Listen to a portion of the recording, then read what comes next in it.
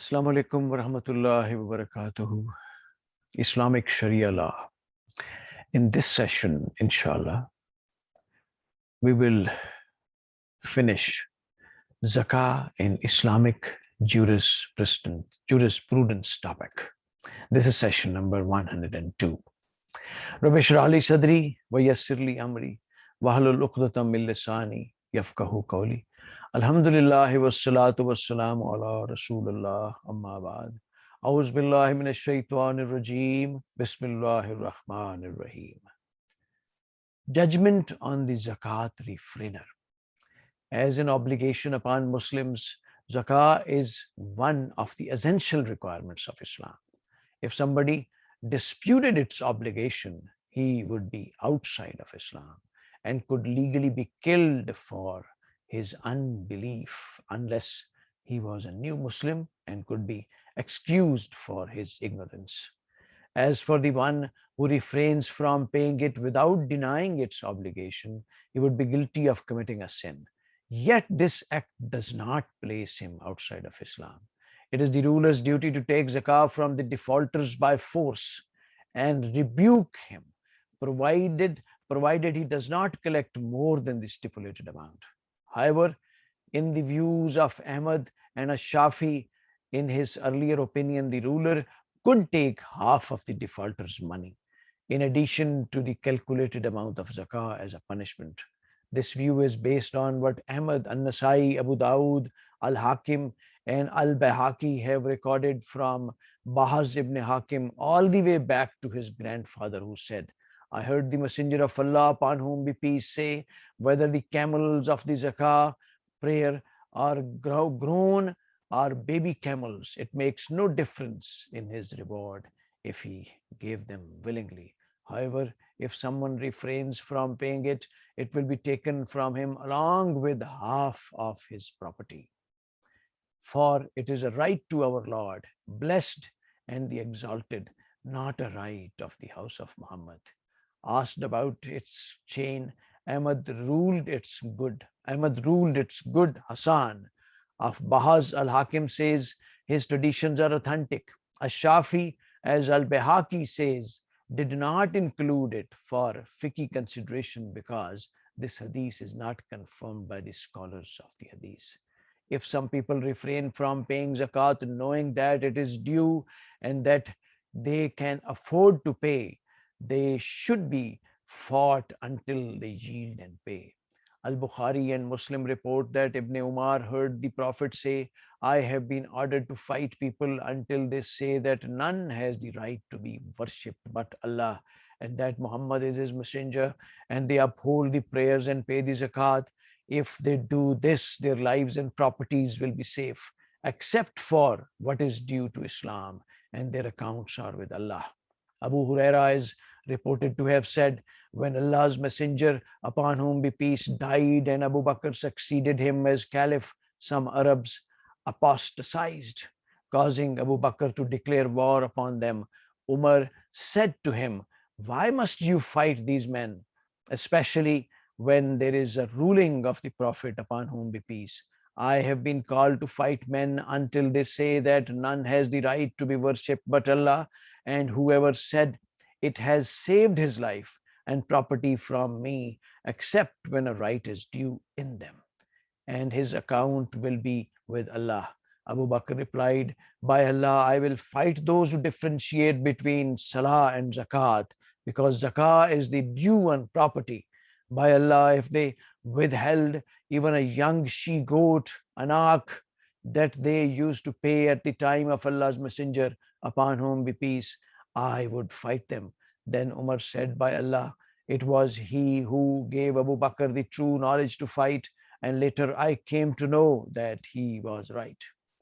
The same hadith narrated by Muslim, Abu Dawud, and At-Tirmidhi has the following variant.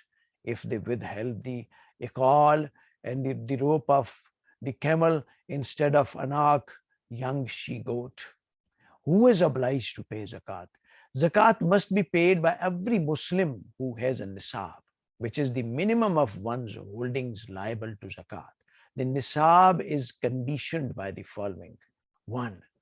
Zakat should be paid on any amount of money remaining after meeting the expense for such necessities as food, clothes, housing, vehicles, and craft machines. 2.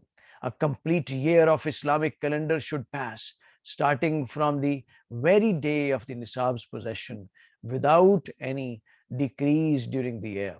In case of its decrease being less than Nisab, the year count hall starts from the day of the Nisab completion. Commenting on the issue, An-Nawawi said, in our view and the views of Malik, Ahmad, and majority of scholars, the amount of property liable for payment of zakat, such as gold, silver, or cattle, is tied to the completion of nisab through the turn of a year. If the nisab decreases in any time of the year, the counting of the year continues. Later, if the nisab is completed, the year count is resumed from the time of its completion. On the same subject, Abu Hanifa holds what matters is the availability of nisab at the beginning and end of the year. Its decrease at any time in between does not matter. Even though the zakat payer had 200 dirhams and he lost all but 1 dirham during the year, and if he had 40 sheeps, all of which died except for one during the year, if at the end of the year he had 200 dirhams or 40 sheeps, then he must pay zakat on all of that. This condition is not applicable to the zakah of plantations and fruits, for their zakah should be paid on the harvest day. Allah the Exalted One says, and pay the due thereof upon the harvest day. Al-Araf 142.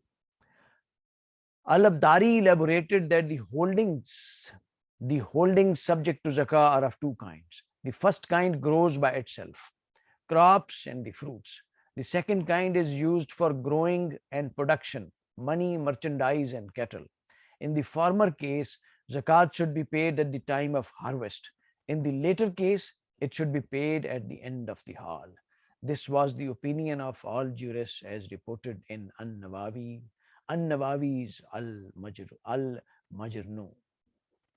Zakat on the holdings of infants and mentally retarded people.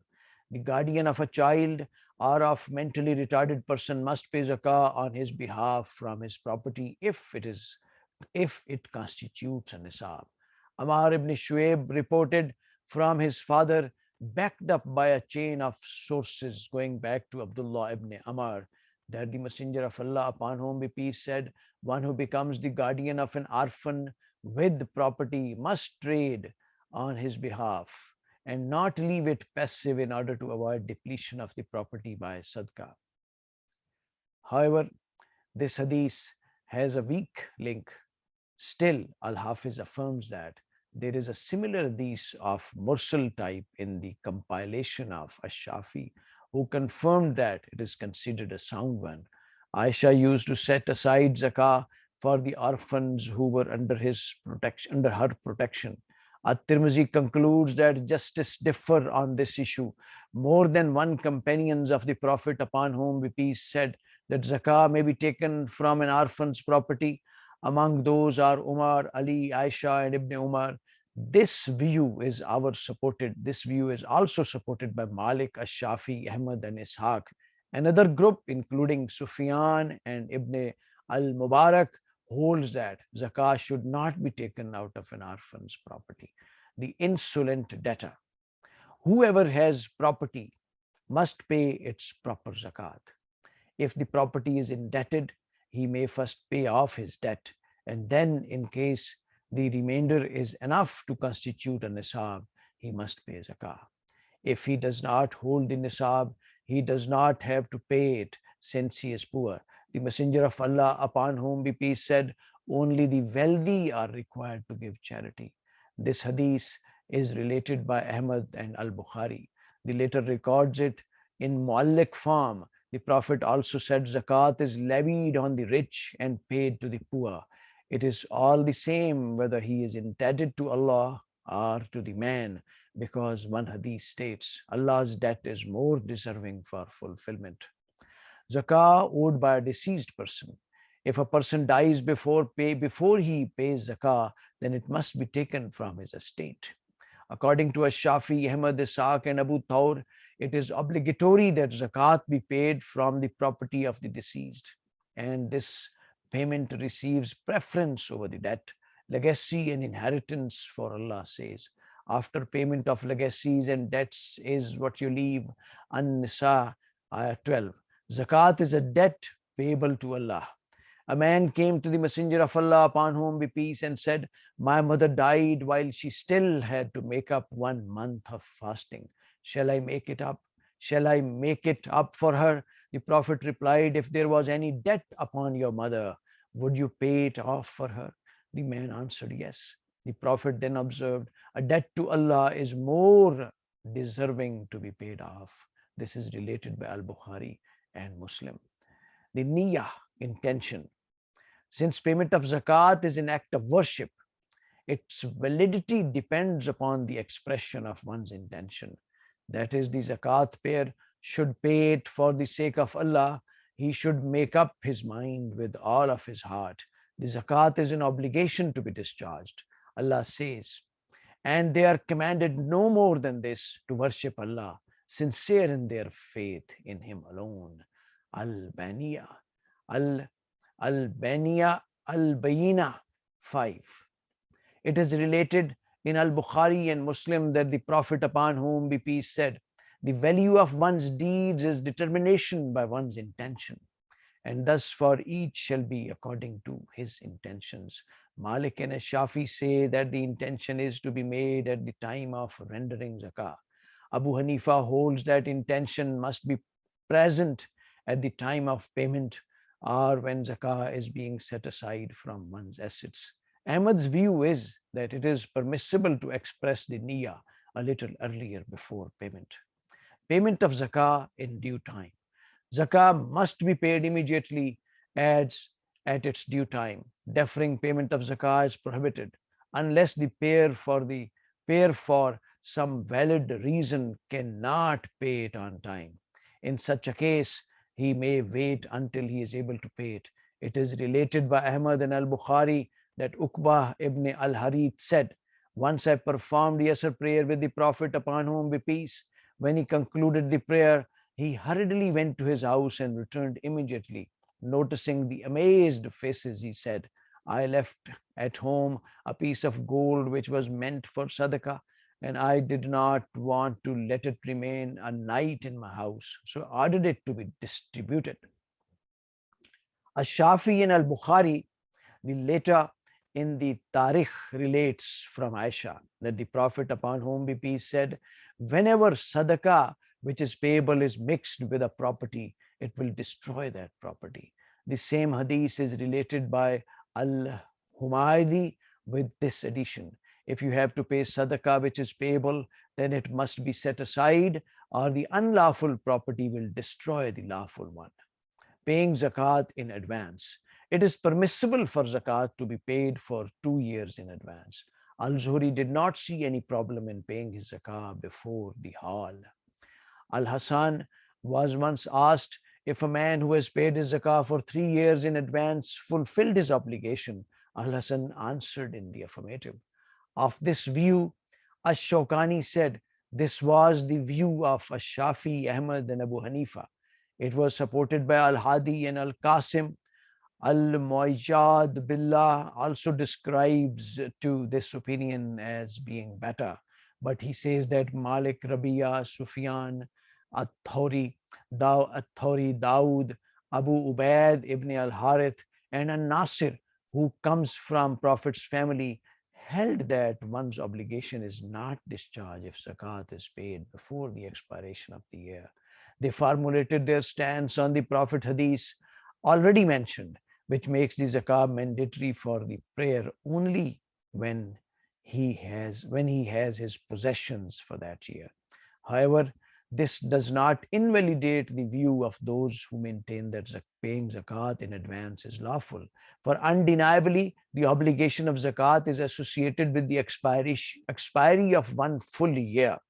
The difference is only on the point of whether One's obligation is discharged if the zakat is paid before the year has expired. Ibn Rushd sums up the subject. The controversy arises from the question whether it is an act of worship or an obligation owed to the poor. The group which considers it an act of worship like salah, prayer, does not agree that it should be paid before its time. On the other hand, the group which views it as similar to the case of deferred obligatory dues approves its voluntary payment in advance. In support of his view, Ash-Shafi relates a hadith from Ali that the Prophet, upon whom be peace, asked for al-Abbas sadaqah before its due date, invoking blessing for the zakah payer. It is desirable that the recipient invoking blessings for the zakat payer at the time of its payment. For Allah says, take alms of their property that you may purify and sanctify them and pray for them. Verily, your prayers are a comfort for them. At-Tawbah 103. It is related from Abdullah ibn Abu Afwa that Messenger of Allah, upon whom be peace, on receiving sadaqah would say, O Allah, bless the family of Abu Afwa. This is related by Ahmad and others. While Ibn Hajar reported that Prophet, upon whom be peace, prayed for a man who had offered a fine she-camel in his zakah payment. May Allah bless him and make his camels beneficial to him. This is related by An-Nasai. Ash-Shafi says, according to this hadith, the leader may pray for the alms giver upon receiving his payment by saying, may Allah reward you in turn of what you have offered, and may Allah bless you, bless what you still possess. Ladies and gentlemen, here the topic of zakah in Islamic jurisprudence ends. Let's all together very remorsefully and repentfully pray from Allah subhanahu wa ta'ala that may He grant us sincere intention and resolve to learn commandments of Holy Quran, Siratul Nabi, Hadith, and Sunnah sallallahu alaihi wasallam, and gives us the wisdom, courage, and strength to pass this benevolent knowledge to others and to apply it on our societies, countries, and world as a whole.